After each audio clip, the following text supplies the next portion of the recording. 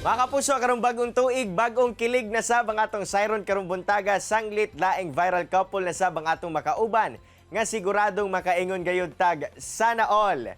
Bitaw, di madugay nag-viral ilang mala fairy tale nga wedding proposal sa usa ka mall dinhi sa Dakbayan nga gihimo pinaagi sa flash mob dance performance. Sabay tang ila-ilahon ang soon to be Mr. and Mrs. Baha, sina Sir Crush Joshua Baha ug Ma'am Samantha Yu. Sir Joshua ug Ma'am Sam, good morning and welcome sa At Home with Jamay Regional TV. Kamusta mo? Morning. Good morning, Sir Sai. Morning, Sir Sai. We're doing good actually and we're so happy to be here po. Sigurado ko nga nag-urus-urus pagayod ang gugma kaninyong duha karon tungod sa nahitabo di pa lamang madugay. Pero Sir Josh, isgutan ta. Paunsa ba nagsugod kining ideya nimo nga ingon ato man ka mag-propose kang Ma'am Sam? Oh, come on, girl.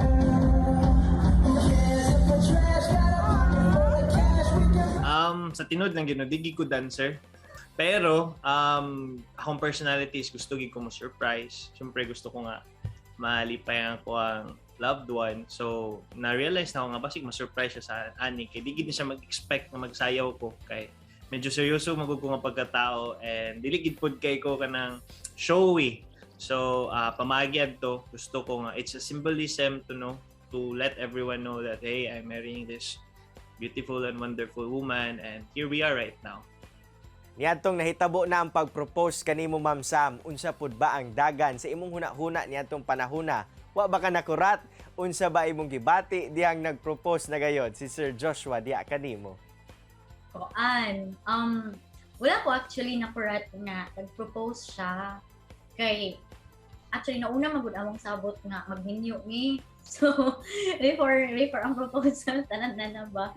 Tapos katong nga day man good prior to that yung mga yung mga ako friends nakasabot niya kay murag na obvious nga mo-propose siya ani nga day.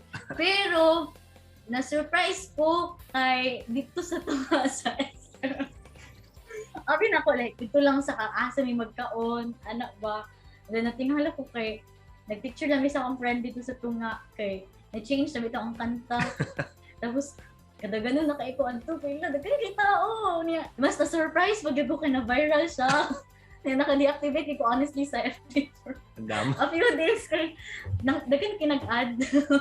Pero Sir Josh ug Ma'am Sam, give us a little background no, sa inyong love story duha. Paunsa ba kamo nagkaila og hantod nga nagka-developan manggayod kamo?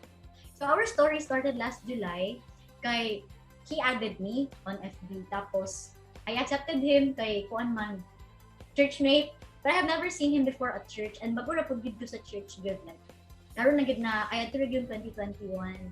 Tapos naka-chat me that night.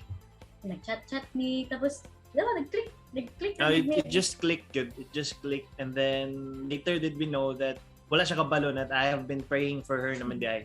Since June I have been praying for her pero dili prayer nga kanang Lord, ako ta siya. My prayer was more likely, Lord, protect her always, prepare myself for her. So karon nga engaged na mo, unsa ba ang mga plano ninyong duha sa inyong pag-iisang dibdib? Actually, karon gid ka prepare na gid me for our wedding. We're preparing it to have it by April or May. Depende kung unsa ang mas comfortable sa both sides na mo. Sir Josh ug Ma'am Sam, aduna ba kamoy mensahe o tambag alang sa atong mga kapuso, labi na sa mga susama ninyo nga anaa sa relasyon sab? sa ako katulad yun no. In everything we do, anchor lang yung tabalik sa Ginoo. No? He has siya gina-hold sa tanan and if dugay na mo sa relationship and you feel that you're sure of the person already, we should really wait for God's timing, no? At the same time, prepare ourselves good kay part of loving the person also means preparing yourself for marriage. Dapat ato gyud pong hunahunahon nga tanan nato buhaton, it should glorify God.